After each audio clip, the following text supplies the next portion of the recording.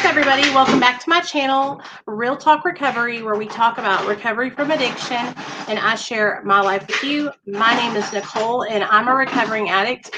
My sobriety date is July 13th of 2015.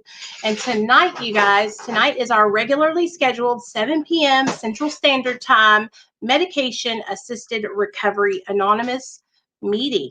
Tonight, we are going to have a special guest on tonight, you guys. We got LeeAnne. She is one of my very, very good friends, and she's going to come on and share with us her experience with MAT and tapering off and how she's been able to be successful and also how she prevents relapse every day. So, as you can see, I've got my son yelling in the background, my husband making ice. It's just a regular chaotic day here at the Pludre household. There can never be a quiet time. So I'm on my computer, Nate. We just gave Nate a new phone for his birthday. So yes, that's right. My 5-year-old, fixing to be 6-year-old son has a nice brand new phone. When I was 6 years old, I didn't have a phone. He is spoiled rotten to the core. So here's the plan, you guys. I met LeeAnne like 2 years ago on Facebook, I think through like a Facebook group. And ever since then, we have been very good friends. And I really, really, really look up to her and the fact that she's been able to be successful tapering off of MAT and also getting a new job and just remaining sober. So I'm super duper proud of her. And I really think you guys are going to enjoy her story. Well, the stuff that we're going to talk about, you'll see. Before we get into it, what I want to do is I want to read the MARA preamble. And then I also need to share this video. So if you guys are on social media and you don't mind, do me a solid and share this video on your Facebook, on your Instagram, on your Twitter. So that way we can spread the message of hope and recovery. Yeah. So let me get this over to our Real Talk Recovery Facebook group. It is hot. I am so hot, you guys. What do you think about my makeup look? I know you guys like it. It is hot. Can I not see y'all's comments? Okay. Hey, Laura. Hey, Nancy. Okay, good. I'm just now, for some reason, I'm not able to see y'all's comments. Let me see what's going on here. This is not going to be good. Huh.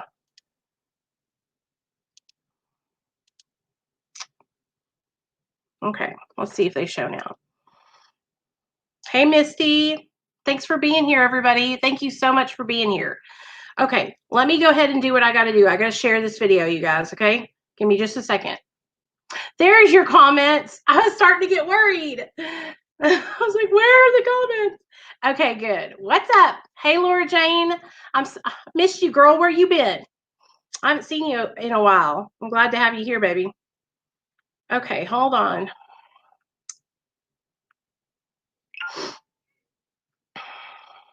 Let me see. Y'all know the deal. I got to share. No.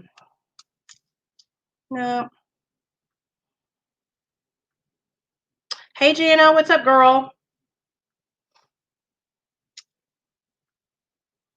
Okay.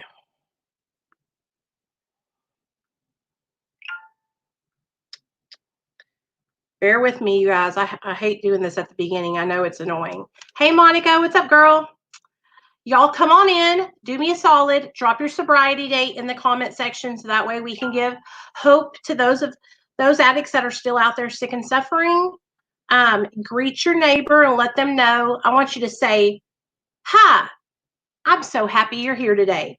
That's how I want you to greet each other. I am so happy you're here today. Because somebody might not have heard that today, that they're happy to see somebody, and maybe they feel like they're just not having a good day today. And by maybe you greeting them, it can help them to have a better day. So we're on that positivity train today, y'all. Also, if you don't mind, go ahead and give this video a thumbs up. It only takes 2 seconds. Give it a thumbs up. It really helps me out a lot. And yeah, okay. So you guys, first of all, let me show you the nails because I did my self-care today and I told you guys I was going to file my nails So I got them all pretty and filed. I'm so happy to see you guys today. I am so happy to see you and you and you and you. And Misty's going to have a year sober soon, you guys. Oh, I'm so excited. Okay, are y'all ready? Let's get this thing started. Hold on just a second. Let me get LeeAnne on here. Hey, girl. How are you? I'm so good. You look so beautiful. Thank you. Staying off drugs will do like that. All right. All right. Hell yeah. I'm so glad to have you here for real. So I was telling everybody that we had, I think we met on Facebook, right? 2 years ago? I want to say it's even a little bit longer than that because I think it was, I'm not even sure if I had a whole year clean yet, but we were both, yeah, it was over Facebook because we were listening to some of these Facebook recovery people. And a lot of them were kind of bad-mouthing MAT. And I know we were both trying to go to meetings, but a lot of time the meetings were not welcoming to people on MAT at the time.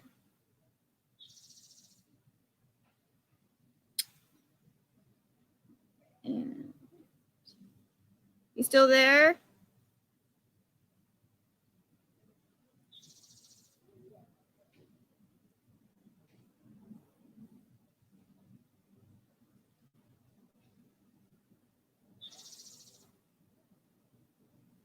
Nicole?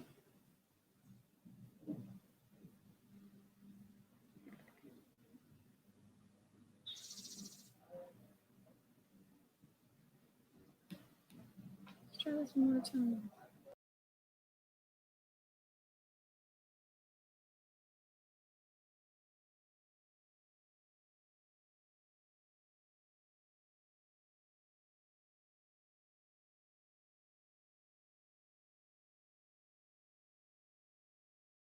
Leave it to me to just disappear. I'm back. Sorry, guys. Hold on, LeeAnne. Okay. Sorry about that. No worries. I just wasn't sure what you heard. Where did she go? I'm not on the screen. Oh my God. Okay, so first of all, please do me a solid and tell everybody, tell them what your name is and tell them how long you've been sober.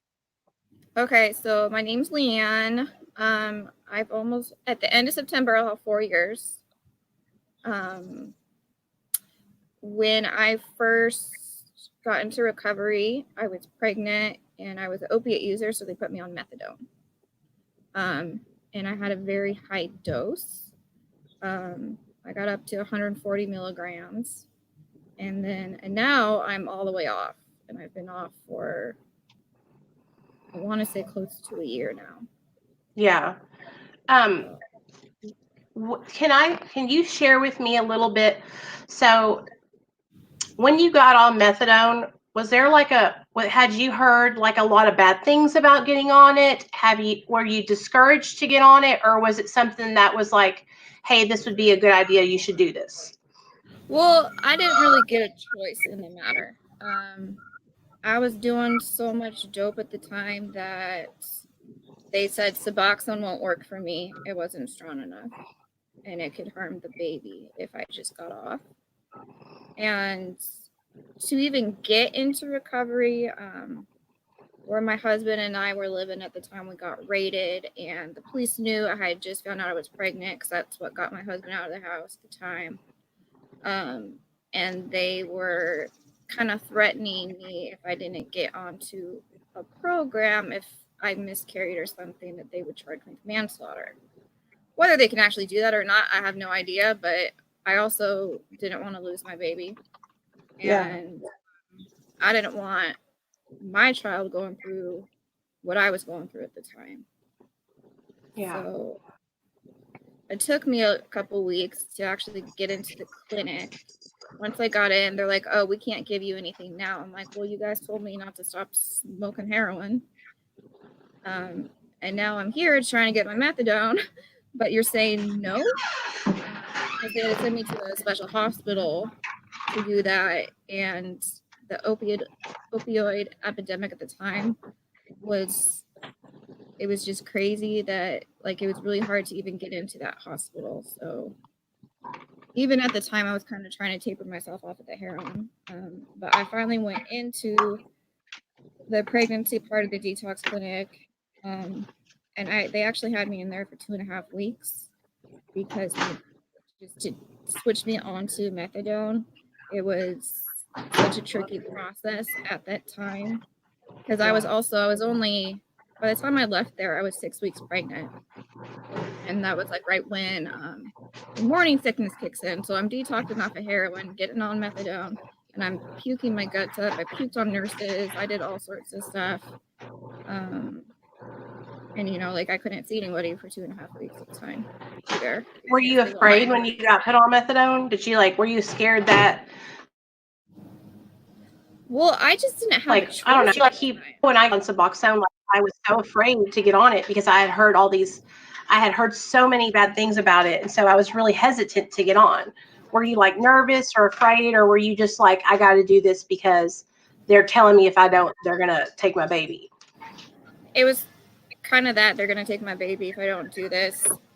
Before I had found out that I was pregnant, we knew my husband was going to have to go to prison for drugs for a while.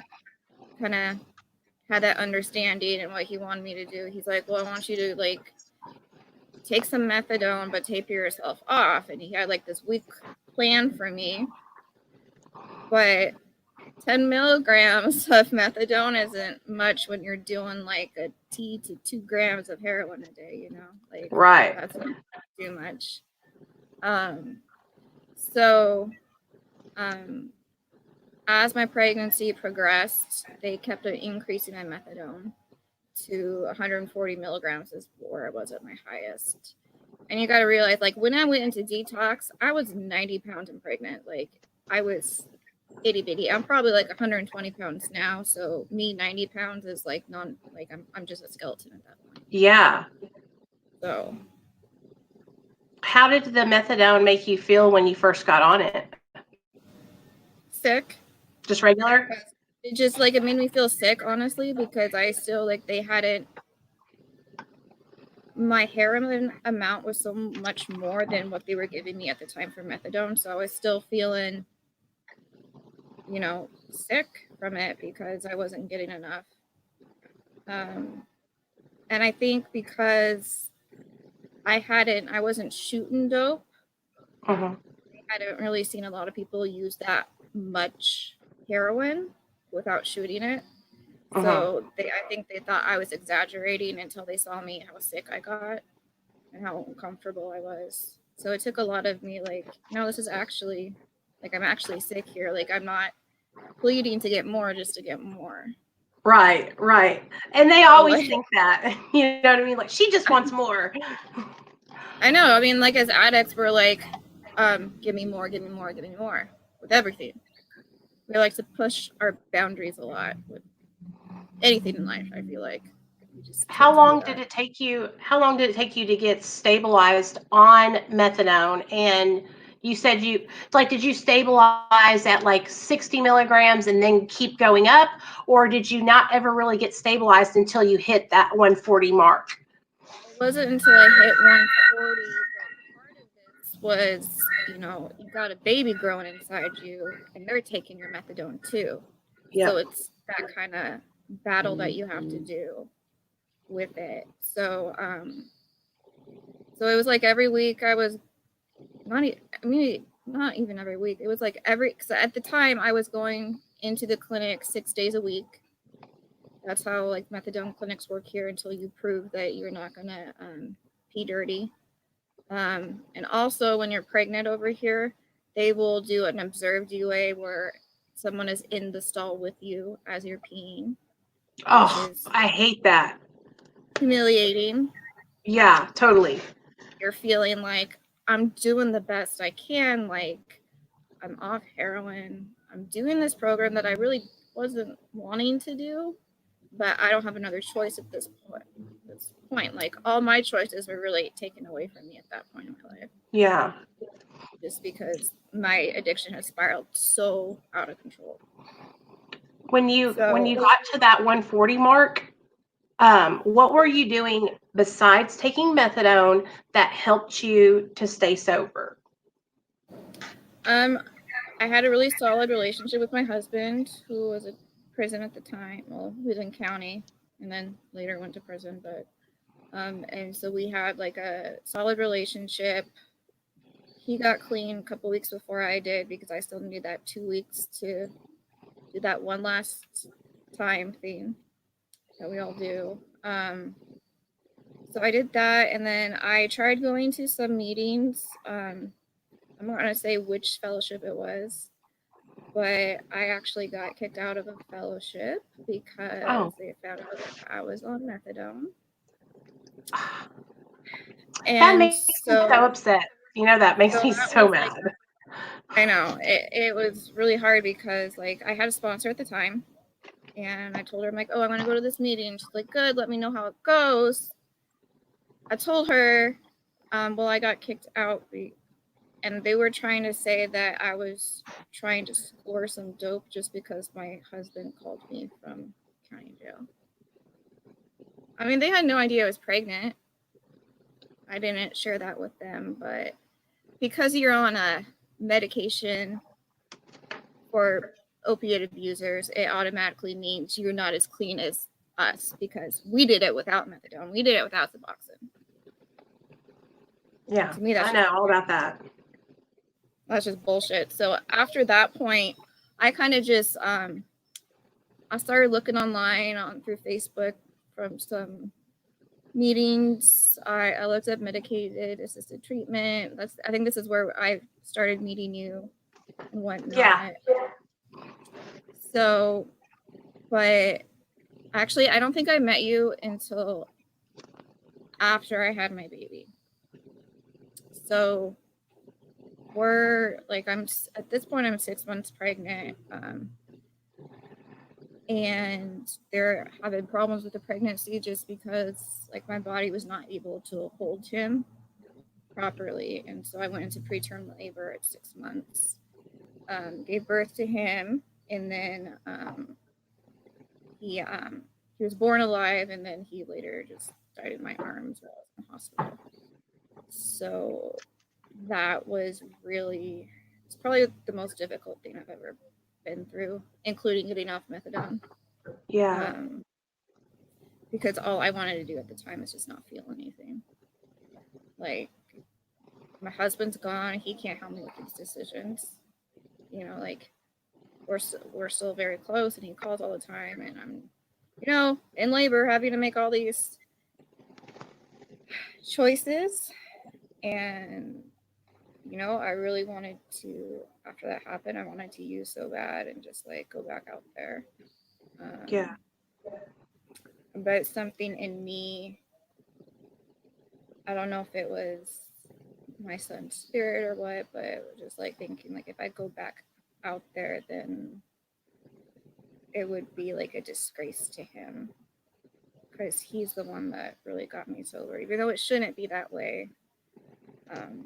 That's what did it for me. So my sponsor showed up at the hospital, helped me through that, and it was a rocky few months after that. And I wanted to get off of methadone. Just because the whole reason I went on it was because I was pregnant. Yeah. And the counselor that I saw there was like, no, you're not getting off. And of course, I was trying to tell the doctor, I just had a baby. You should probably give me some pain meds or something, And he's like, no. It's just typical stuff that we do. Well, yeah, totally. I would have done the same thing. Just had a baby. My baby just died in my arms. You should probably give me something. He gave me melatonin. That's what he gave me. That's a great doctor. I was not happy with him at the time, but he turned out to be a great doctor, yeah. But when I went back to the clinic, they wouldn't let me off when I wanted to be off just because I had so many things going on in my life. Yeah. And so I kind of had to prove it to them that it was going to be okay, that like I was going to do this. So I still, and I think this is the time where I started meeting you, seeing some recovery stuff online, people on a Suboxone program, people on a Methadone program. And so I started watching that, and that's what really stuck with me, was doing that. I was also reading my Bible, working on myself, because at this time, like, I was totally separated from my husband. Like, yes, we talked several times a day, but you know, we had that physical separation, and like our son just died. It was just a lot to go through. And I had nowhere else to turn but to really God at that point. Yeah. And that probably saved me from a relapse, because I don't think I had another relapse in me. I was gonna die if it went back out. That was hard for you to go through. Like, honestly, I'm very, very surprised that you didn't go out and get fucked up. Like, I know so many other, I mean, I just know, just sitting here and thinking about it myself, I know how much that hurts. I know how bad you hurt because I've heard you cry and mourn and miss your son. And I can't even imagine being at that point and being like, I got on this medication because I knew I was going to have this baby, and then not having your baby there would just be like the hardest thing in the whole wide world. But you were able to do that and stay sober, which is such a big accomplishment. Like, and people would say, oh well, she was on methadone, that's how she stayed sober. Like, just because you're utilizing a maintenance medication doesn't mean that's what keeps you sober. And this is like a good example of how, like, you had support from online, you had your higher power, you had your sponsor, you had your counselors at the clinic, like all these people to rally around you and help you, to support you through that, because that was a huge life changing experience. Yeah. My husband was a really big support, because he didn't understand all of what I went through because he wasn't there. He can only understand from what he heard over the phone. Right. So he'll never really be able to understand it the way I am. And also, like, I'm a woman. Like, I gave birth. I mean, he's not gonna know that. That's not like when we feel our babies kick, like, we know what that feels like, or a guy doesn't, you know. Yeah. My husband couldn't even, he will never be able to relate ever. And it's not that he hasn't tried, because he has tried a lot, but you know, it is, I mean, that's the way it worked for my story, I guess. But one thing that I think is really not talked about enough is that with the MAT medication, it's one very, very small piece in your recovery. Yep. It keeps you from getting sick or overdosing. I mean, methadone, like, it never got me high. It just kept me from puking my guts out and detoxing. That's all it did. So people thinking that I'm going to get, oh, she's on methadone, so she's probably getting loaded right now, and she's probably getting some sort of release or something from it, is absolute bullshit, because it's not like that. Right. It's literally a maintenance medication to keep us from being sick. That's all it does. And it helps a lot. Like, I know being on Suboxone has helped me, but just like you said, it's only a small percentage, because all the other is all the work that we have to put in, like changing our lives and changing our behaviors, because addiction is about the behaviors that we do. So after you went through losing your son and you were talking about wanting to taper, how long did it take you to get to the point where your counselors were like, you know what, it's okay, let's start this taper? Well, actually, the methadone, I was on such a high dose, it started causing problems with my heart, where there was something with my heart where it wasn't like an irregular heartbeat, but there was like a certain line that it was too low, basically. And I think it was from the methadone. And so I kind of manipulated the situation. I've had a tendency just in my life where a lot of people tend to underestimate me.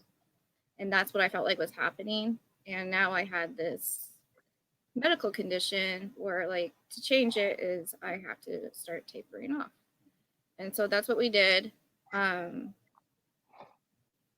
it was a very long process because going from 140 milligrams down to 0 doesn't happen in a month or 2. Right. Like, it took a year and a half.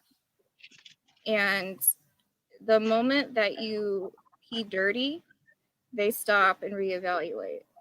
And they may not let you taper anymore at that point.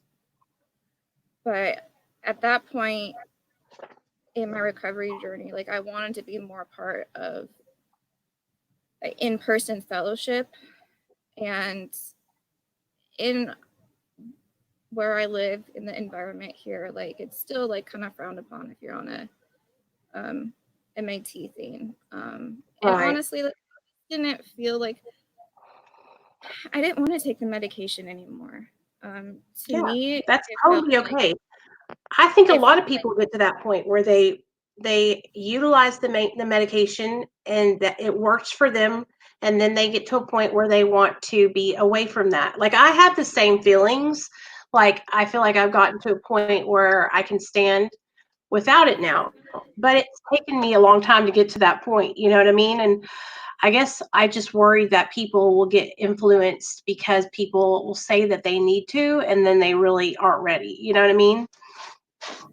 Yeah, this is the part where you need to be talking to a sponsor or your counselor or your friends that are on the same medication. Like, you need to utilize your support network for this. Like, for me at the time, like, I felt like I was in liquid handcuffs. I felt like I was in addiction without being high at the time. Yeah. Like, it was just an extra thing that I would have to do. And, like, I would go in. So at that point, since I had been on it for so long, I only had to go in once a week to get my methadone, and I would get 6 carries for the week, and then I would come in the next week and do the same thing.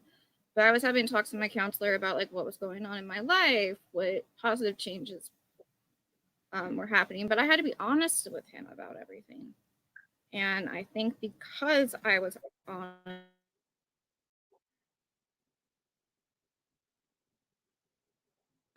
You still there?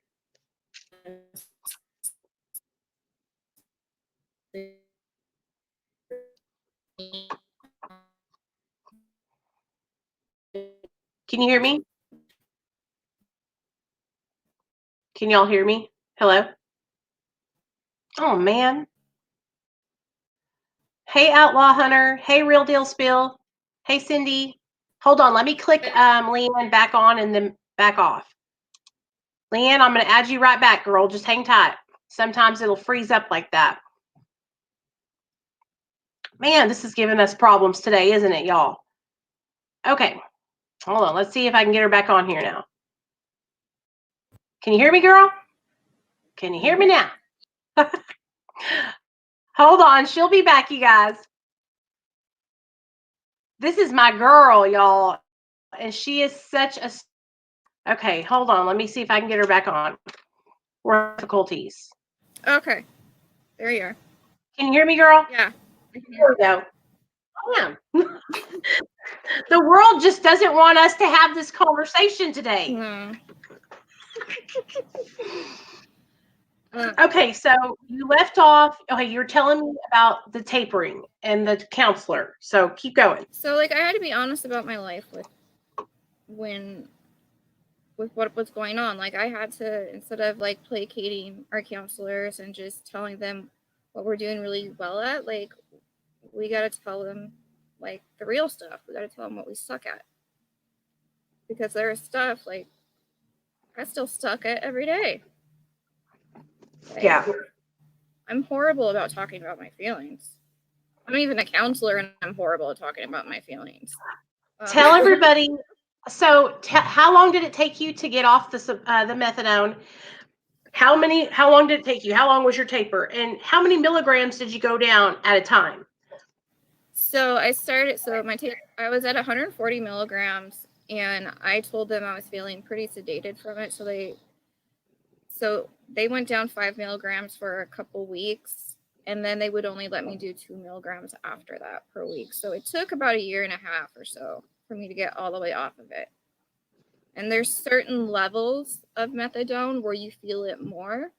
Usually with the methadone, like when you're at a certain level, just because of the way our disease works, it kind of tells us, oh, you need more, you need more, you need more. When really, like, you're okay at a lower dosage. You just didn't really realize it at the time because you were still sick, you know? So there's certain levels, and you'll notice it. When I started getting pretty low, like once I hit like the 60s, 40s, and 20s, or when I really felt it. And at that point, I had to be honest with myself. And I remember feeling really frustrated because I was so sick. And I couldn't, like, there were some days I would be sick at work and I would have to leave work because I was feeling dope sick. At that time, I worked at a restaurant. And you can't be puking when you're working at a restaurant. That's a violation of, Department of Health guidelines. And so I had to work. So I had to work with my employer at the time and be like, hey, I'm coming off methadone. It's like it's an actual program. I've been on it for a while, but they lowered my dose on this day. And so because the half-life of methadone is so long, I had to like plan it out and be like, okay, I'll need these 2 days off so I can, like, because I was at home sick. I mean, that's like, I had to live my life around that for that time. And I always have to remember, like, this is temporary. This is not forever. It's temporary. Like, this is and not you were honest about it with your employer, so that, like, if you can be honest and let people know what you're going through, so that way you're not hiding it. That way you have more people like that are supporting you through it, Right. And he didn't really know anything about drugs or anything, even though he'd worked in the restaurant industry his entire life and he's in his 40s, but which is shocking to me. Yeah, I know, right? Every restaurant I ever worked at, everybody was getting high. Oh, I know, right? Everyone's doing like coke in the staff room or whatever, anyways. Exactly. So I just explained it to him. I'm like, because I didn't want like unexplained absences or like random absences, because that looks like you're doing something shady. So I just had to be honest with him and be like, it's gonna be like this until I'm off of it. And then so he accommodated me because I was honest about it, and I was like, there's nothing I can do about it.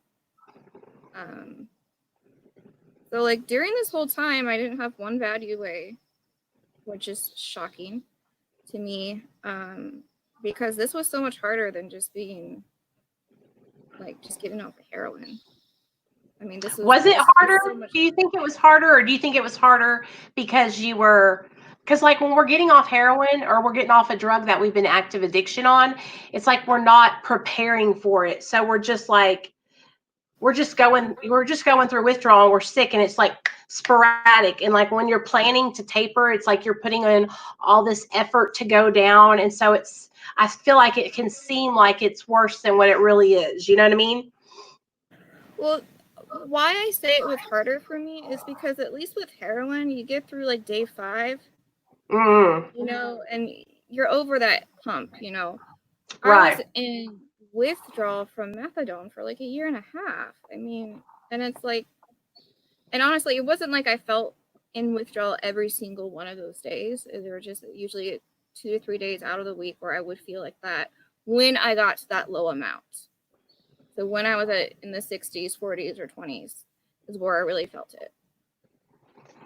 What was it like when you got, so how low did you get down, and what dose did you jump off at? I went all the way down.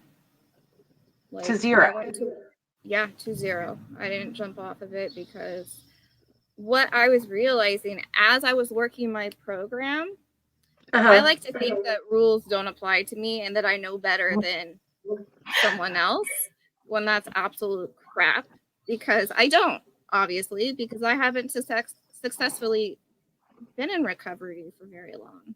Right. No, I don't even have 4 years. So, I mean, I had to realize that my case is not different. They're the professionals. They're the ones that do this for a living, and I had to just stick to it.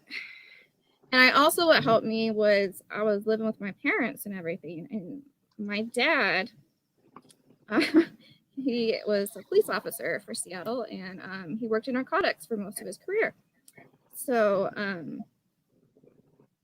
dang. So when you got in trouble, your dad was a cop.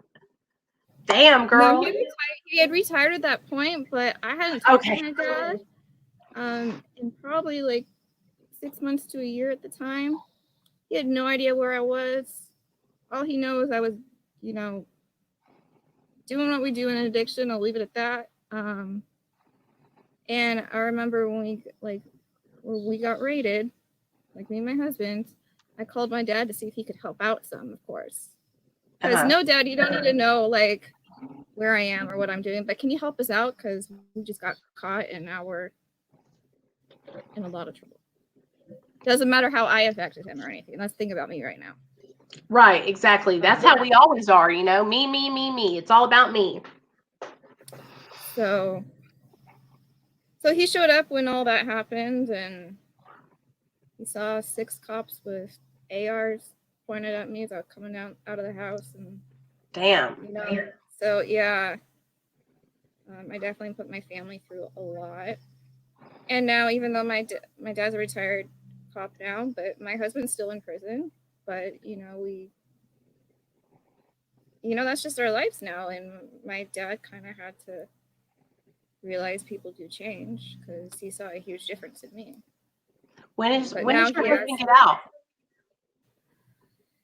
It depends. We're trying a couple different things right now with COVID.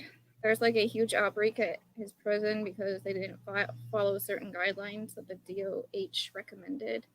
So they just had a prisoner there die because of COVID.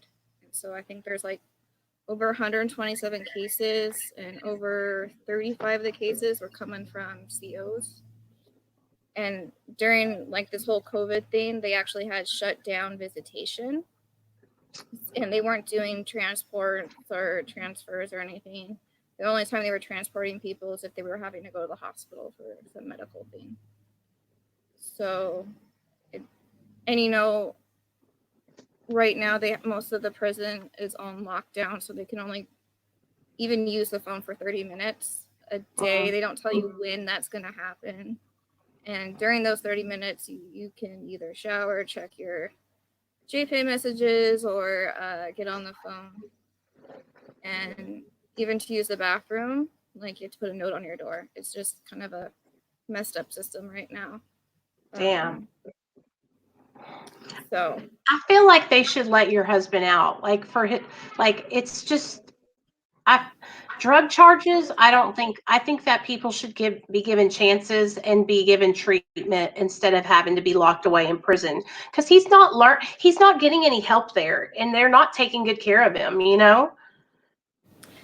I completely agree. Some people do get treatment, like they do a DOSA program, but if you have like a gun charge at all, you don't qualify for it. He had a gun charge because, I mean, we all were carrying guns when we were using. If we're in like super progressed and stuff, everyone was having guns around me. Like, right, because y'all were it was drugs, and y'all were like, of course you had guns to protect yourselves. I mean, and all that stuff that you're doing when you're in the game, you know, the drug game. It's just like chaotic, all craziness. We're so lucky. You're lucky you're alive. We're all so blessed. We are miracles. I know. I just had a friend that died about a week ago. Oh my gosh. He had like a year clean. He wasn't even an opiate user. And what happened? Did he get like somebody sell him something that they said it was something else? I have no idea really what happened. Everybody's been really hush-hush about it, but this was a guy, like, he was making a lot of money. Like not in a bad way. Not in the way that we used to, but like right. Actual real real job, you know. And I just think he wasn't used to that. And so he kind of like surrounded himself by people that he used to party with, and I think one thing led to another, because I think he just recently had his birthday too. So Rest in peace. So you got off methadone, girl, and what happened after that? So when I got off methadone, I started looking, like because I've been doing school and stuff to be a substance abuse counselor. And so you have to have 2 years, to be in recovery for at least 2 years to do it. So I took some classes. I'm still working on that degree, but I've been working as a counselor trainee right now. Right now, our numbers are pretty low just because of COVID. Because we're like, where I work is about a mile or two away from where COVID actually broke out in the United States. Shockingly, we've never had a positive case at my job. Like, Thank God. Yeah. But that's because we follow the Department of Health rules. So I'm doing that. Right now, we just have very few patients, and so I'm just kind of bouncing around there. What is it like doing that? Being a counselor in training, a CIT, right? In Washington, it's a SUDPT. Oh, SUDPT. What's that like, though? How does it feel to be that? Do you feel like, I don't know, is it exciting? It is. When you're in it, like after you've been in recovery for a little bit, you kind of realize, like, man, these people are so sick. I can't believe I was ever this sick. It makes you just like, it's just like, you hear some of these stories. And the funny thing is, so I'm 34. I don't look 34. And so a lot of people don't think I'm actually in recovery when they're my patients. And so, like, I have to, like, be real with them about some stuff. And then they get it and they're like, They're like, you've been there. And that helps them to probably relate to you more because you've been there, they can understand that. But they're also, like, such big manipulators at the same time. Like, last week, I was trying to get a bunch of them to go to lecture, and they're just in this little smoking section. All of a sudden, I see someone break out a torch and start passing it around the smoking section. And I look at them, I'm like, give it to me. And they're like, why is this allowed? I'm like, really? What do you need a torch for? You need a torch for your cigarettes? I'm pretty sure you use that on some foil or maybe a bubble or your little crack pipe too. So, and then they're like, okay. I remember when I was in treatment, I was the same way. We were all hustling when we were in rehab. We're all that way. Yeah. I mean, I went to an abstinence-based treatment program before, like, my addiction got super out of hand. It was already out of hand, but I went to an abstinence-based one before I did my methadone program. And on my day 2 in there, I had already found a cell phone that I was using. I was supposed to be on phone blackout for a week, but by day 2, I had found that cell phone. Heck yeah. Yeah. Where there's a will, there's a way. Oh, gosh. They don't let us on the phones. Tell me this.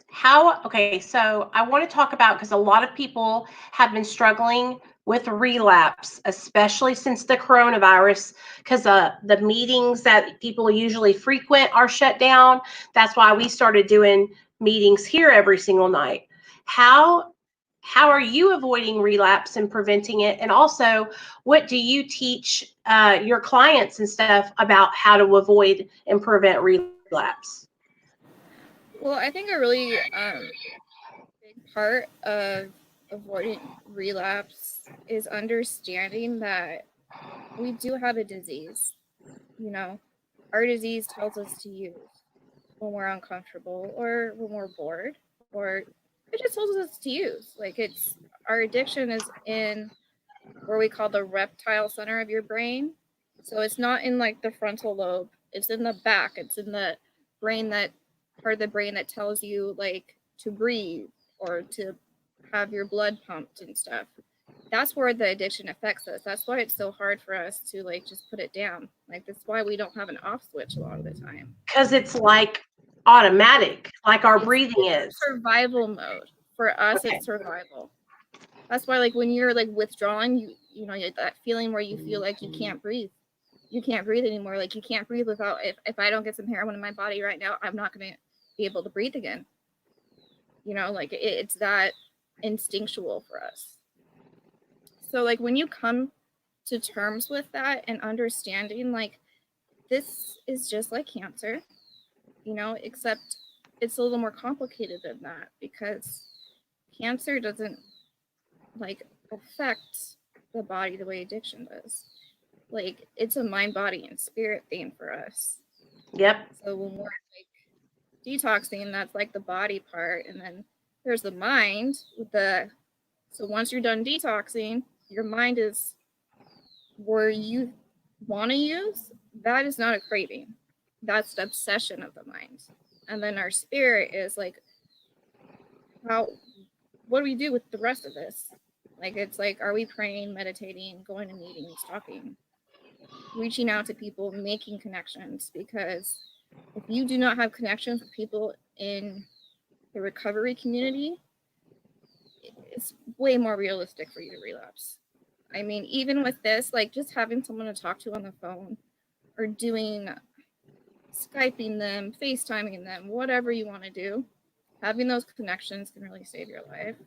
And I know like the Zoom meetings can be so difficult because you don't feel like you're actually there and you're connecting with someone. You feel like you're connecting with the computer screen.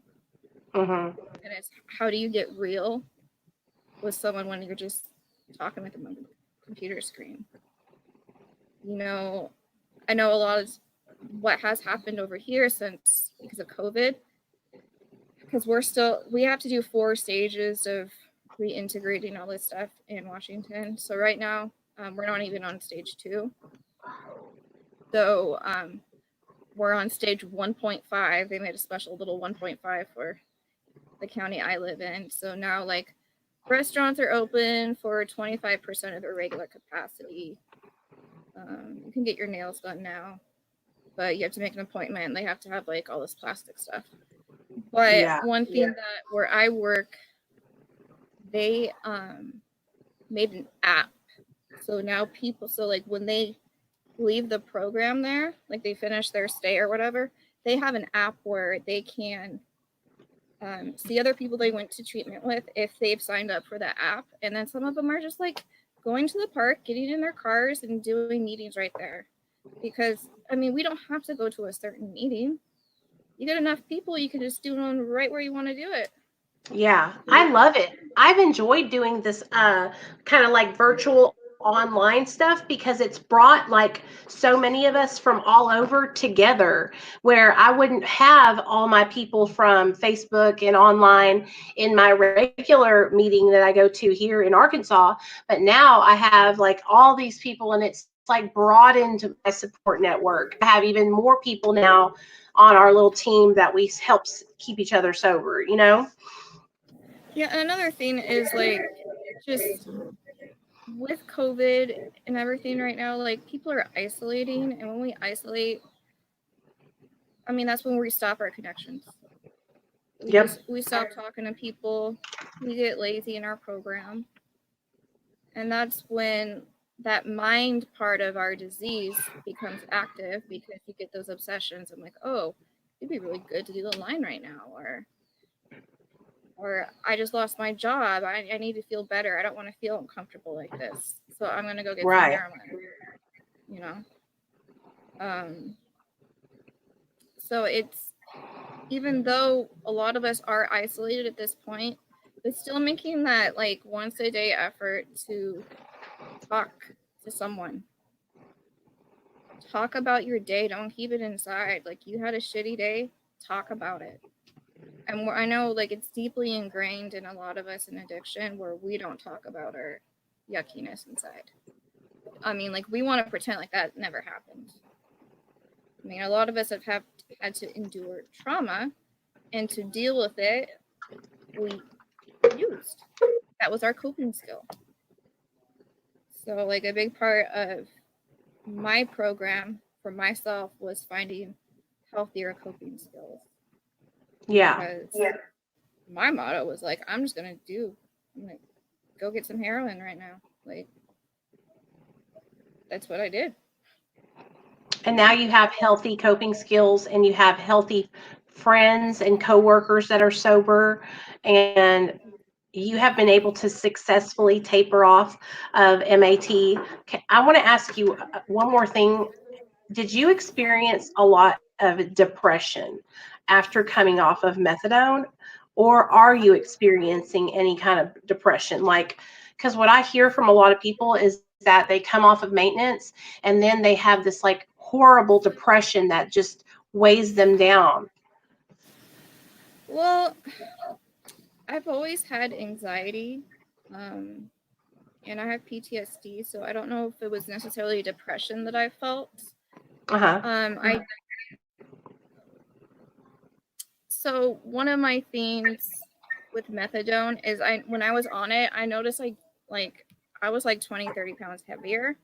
And then when I got off of it, I lost all that. Like, it looks like overnight, it seemed like. And so it kind of made me feel better. Like, as a woman, like, I was used to being like 90 pounds. And then all of a sudden, I'm like a lot bigger than that. And I'm like, what the hell is going on? Same. I gained a lot of weight too when I started Suboxone, and it made me really depressed. But now, like, I've been working out and trying to like do things to better myself, and helping a lot, and it's helping with my self-esteem. But I think that like with my husband, he had the opposite result. He got on Suboxone and he lost weight. So some people, I feel like their bodies are just, they respond differently. Some people gain weight, some people lose weight, some people sweat, some people don't sweat. Well, with me, like, I didn't really feel the depression. I felt what I did realize is I wasn't sleeping a whole lot when I got off of it. So that took some time to work with and to get my sleep schedule more on track, because I remember when I was tapering, I would wake up really early because I could feel that like my body wanted that substance. Yeah. And you'll notice that when you are tapering off of methadone. But also, one of my doctors told me that methadone does make you retain a lot of water. So basically, all that weight you've gained is water weight, and it will eventually go away once you're off the methadone. If you could tell the audience one thing that you learned in your sobriety now that you wish you knew all along, like one thing that will help them in their recovery, and then also what's one thing that you would tell somebody that's still out there that's struggling with their addiction? Honesty. It's like honesty will save your life. Like, we feel like we have to like say something for someone to believe us, even if it's not true. I think in addiction we were like put in a corner where we have to make up lies and protect, and that was our way of protecting our addiction. Or like, no mom, I'm not high, don't worry about that, I quit that, But even while you're in your MAT program, actually being honest about your life will save your life, because it prevents you from going into that relapse mode. And that relapse mode doesn't like start when you go out and find the drug. It starts with that first thought. That's why that mind, body, and spirit is so key in your recovery. Because if your mind's not right, like you're off balance. And that's where you got to talk about it with somebody. Yeah, not totally. talking about it, and our silence will kill us. I mean, our disease is fatal if we don't get treatment. I'm so proud of you, girl. You know that? I'm so proud of you. I'm so Thank proud of you. you that you got a job working where you got a job working at. Like, I seriously, whenever I talk to anybody about somebody that successfully tapered and is staying sober, I always talk about how you have been able to do this and that you're like, it's because it's a big deal. And I don't think you understand, like, how many other people need to hear you talking about how slow and how you just everything that you did so that way they can get encouragement, because there's so many people that are on methadone that feel all alone, that have no support, that just feel like they can't talk or be honest about it. And then when somebody like you is able to come on and be honest and share about their experience and show that they've been able to successfully taper off, it's a big deal. Like, people are going to look up to you because of that, and you can be a shining star for somebody that is feeling like they're all alone and that they're never going to be able to get off. I think when people say they're never gonna ever be able to get off, I think we underestimate ourselves because we have messed up so many times. We've just disappointed so many people during our addiction. So like our self-worth is so low. But when you are feeling like that, that's like the best time to like reach out, go to a meeting. I know like even now I struggle. Like I finally decided to get some counseling outside of, and that's made a huge difference. I don't feel so crazy about the things that happen in my head, and that's something I chose to do. So, I can keep doing what I'm doing, because you also got to remember when you're, giving out yourself to other people, you got to have someone pouring something into you as well. I mean, and if you're thinking about using or something like that, sometimes doing esteemable things really does help. Like,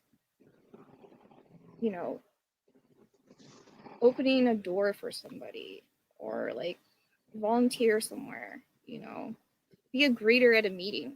Like, just like little things like that will actually get you out of that uncomfortableness because it's usually those obsessing thoughts are usually just like 15 minutes or so is what happens. And so it's doing something different, getting yourself out of there will really help. Yeah, you've done that, girl. You got yourself out of there. You got yourself a good job. You got yourself a good life. Those are things that build up your self-confidence. You keep doing those good things, helping others, staying sober, taking care of your mom and dad, taking care of your husband.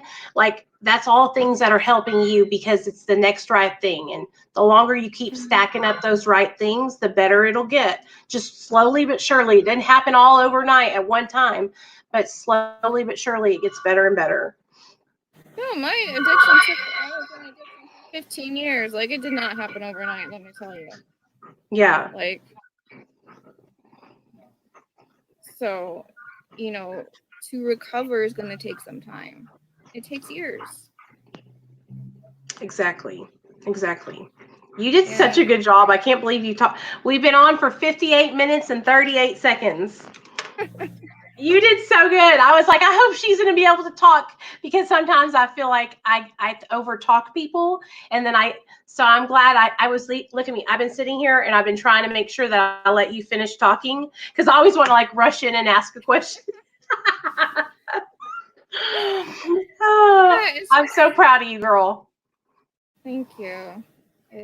You're really a big. It hasn't been easy for sure. But I mean, the longer I go, the more like I remember that like I can't go backwards. I got to keep going forwards even if it hurts.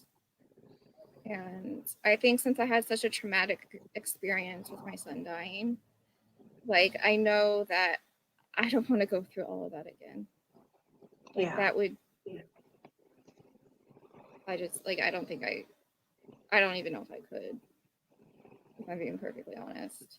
So just knowing that it will get better. Like, this too shall pass. I know it's a corny AA thing, but like, you know what? I mean, it's the truth. Yeah. Your son saved your life. Oh, he did. Absolutely. You know, I mean, he's like your angel looking over you now. Absolutely. So I love you so much, girl. I'm really, really just look up to you so much. I really do. I know you probably think, oh, whatever, Nicole, but I really do. I'm so proud of you for being able to taper off. And I can't wait till I can say the same thing one day. You know what I mean? I'm very, very happy for you. And I'm so happy that you got your job where you're working at, because that's just like everything, to be able to help other people and make money at the same time, like have that as your job. It's like, it's the best, you know, and it's a good feeling to be able to do that. yeah, I try not to use like my job as a way to keep me clean, because I don't. Oh, yeah. Because I think when you do that, that's when things start getting murky and dangerous, because then it seems like you're just relying solely on your own willpower instead of relying on all these things that our recovery encompasses, like our support network, higher power, doing the steps, all these things. But doing what I do, I see how dangerous this disease is, and how I really don't think there's one certain way to get clean. Like, some people can do it without using MAT. Some people need time. Some people need to get their shit in order and need a medication so they're not out robbing and using. I mean, one thing, when I was starting to taper, one of my really good friends, he relapsed, and he was at a car wash. Someone shot him, and now he's quadriplegic, and that came from relapse. So, that would I be had a horrible. lot of very significant things happen in my first couple years of being clean. So it kind of was like, I felt like part of it was like God making sure I'm not going to go back, because look at what happened. Yeah.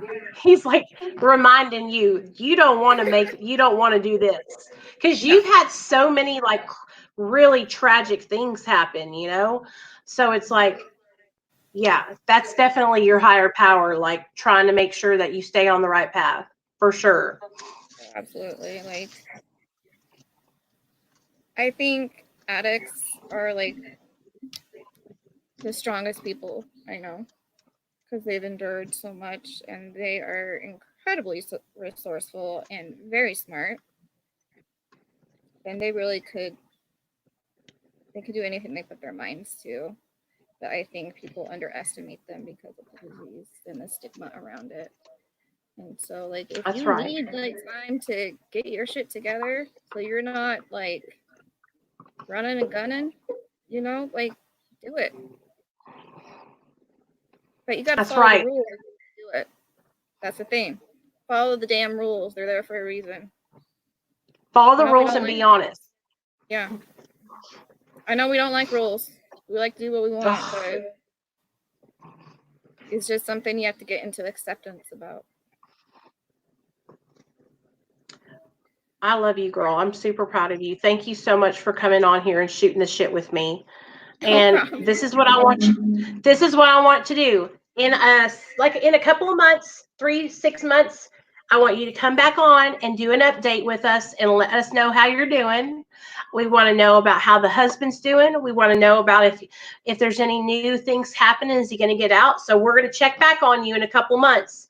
I do that with everybody that comes on the channel, and we want to know all the tea. Okay? Okay. Sounds great. I love you, girl. I love you too. Bye, babe. Hey! All right, you guys. That is my girl, LeeAnne. Absolutely. I see all you commenting about how fine she is. I knew y'all were going to. I knew it. Oh, gosh.